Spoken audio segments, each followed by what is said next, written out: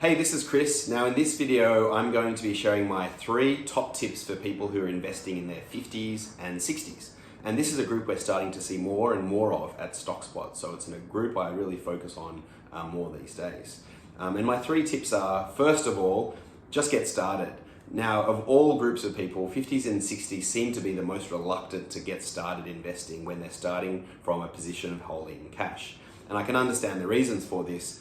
People in this age group have been through so many crises before and seen the share market fall in 1987, in 2000, in 2008, and again when the market fell in 2020.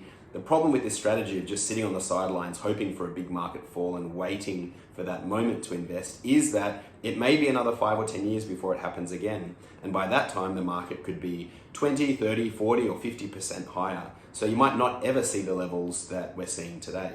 So getting started is important. You know, it can be a little frightening. So a strategy I would suggest is not putting it all in on day one, but actually dollar cost averaging, which is regularly investing small amounts. And generally, I'd suggest a period of somewhere between 3 to 12 months to do that.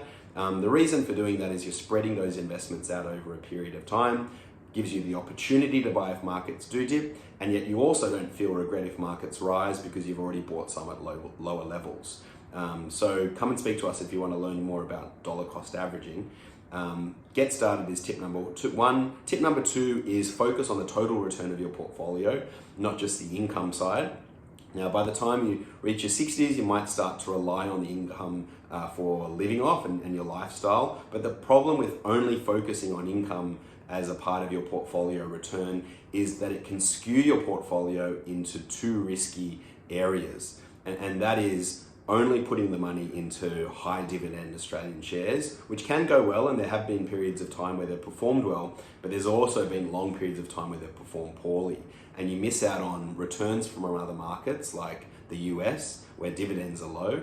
And you also miss out on the defensiveness of assets like bonds and gold, which can help to protect you when markets fall, even though those defensive assets don't generate much income these days anyway. So if you do need income to live off, what you can always do is use the smaller distribution income you're getting from the diversified portfolio and supplement that with selling off some of the capital each year.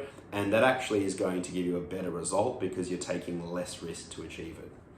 And my 3rd tip for people in their 50s and 60s is focus on keeping your fees low. Now, the reason I say this is particularly important for people in their 50s and 60s, you are right in the sweet spot for financial advisors and fund managers and brokers who want to earn large fees and large commissions, and they're probably going to be selling complex, opaque investment strategies and selling all sorts of different things like subscriptions to different magazines and newsletters, access to IPOs or other investment schemes like hedge funds.